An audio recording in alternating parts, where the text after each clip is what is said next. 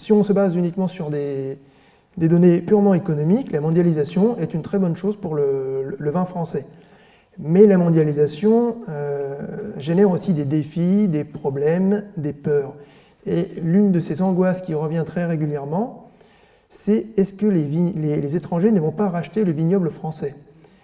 C'est à la fois une réalité et un fantasme. Par exemple, il y a 5 ans, on avait très peur que les Chinois ne rachètent le vignoble bordelais. Aujourd'hui, s'ils sont bien présents, les Chinois ne contrôlent que 150 propriétés sur plusieurs milliers. Et ils ne contrôlent surtout aucun grand cru. Voilà. Parce que ces derniers, les grands crus, sont beaucoup plus souvent la propriété de riches hommes d'affaires, comme Bernard Arnault avec Cheval Blanc et Yquem, ou François Pinault avec le Château Latour, qui sont des premiers crus classés.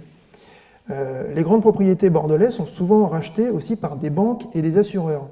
Cet été, le réassureur Score a par exemple racheté le château bordelais Trollon-Mondo pour la somme de 220 millions d'euros.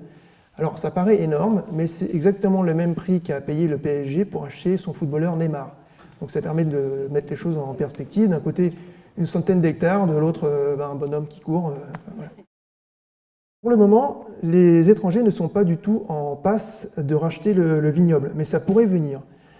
Car dans bien des appellations, on va parler ici de la Champagne, de la Bourgogne et le Bordelais, surtout, mais c'est aussi en train de toucher la Loire, le prix du foncier explose, ce qui peut poser des problèmes en cas de succession, car les héritiers d'une propriété doivent payer des droits de succession énormes pour pouvoir prendre la suite de leurs parents.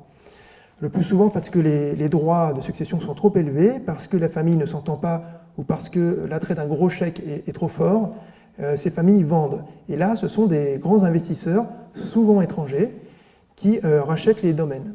De là à dire que la mondialisation pourrait faire perdre aux Français le contrôle de leur vignoble, il y a un pas que je ne franchirai pas, mais on ne peut pas tout à fait écarter la menace, surtout qu'on a vu par le passé des alcools traditionnels passer complètement sous le contrôle d'étrangers. C'est par exemple arrivé au whisky écossais. Il appartient pour une grosse part à 2 groupes internationaux, donc le groupe anglo-néerlandais Diageo et un groupe français, le groupe Pernod Ricard, qui possède par exemple les whiskies Chivas, Ballantines ou Aberlour. Autre vin et spiritueux traditionnel, mais fait à partir de raisins cette fois-ci, c'est même vraiment du vin, le Porto. Donc ça, je pense que c'est encore moins connu, mais en fait, la marque de Porto la plus connue en France, Porto Cruz, est détenue par le groupe français La Martiniquaise. La maison haut de gamme Ramos Pinto est détenue par le groupe Roderer, que vous connaissez peut-être pour le champagne aussi. En gros, le Porto n'appartient presque plus aux Portugais. Donc ça pourrait peut-être arriver un jour au vin français, c'est possible, mais ce n'est pas encore le cas. La mondialisation fait que c'est surtout les Français qui vont à l'étranger pour acheter des vignobles. Bernard Arnault, il possède une pléthore de marques de vins en France. Et donc il achète des marques, des hectares de vignes et des domaines à l'étranger. Donc sa marque Chandon produit ainsi des vins effervescents en Australie, au Brésil, en Californie et même en Chine. Donc il produit des dizaines de millions de bouteilles qui viennent concurrencer les créments et même le champagne à l'international et aussi sur le marché français.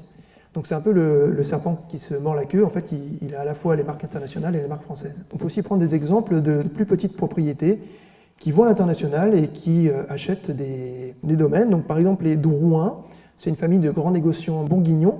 Ils se sont installés en Oregon, aux États-Unis. Le champagne Henriot aussi, ils ont acheté un domaine en Oregon. Et plus fort, ils ont acheté le domaine qu'a créé Robert Parker. Bon voilà, on pourrait faire des dizaines, voire des centaines d'exemples sur ça.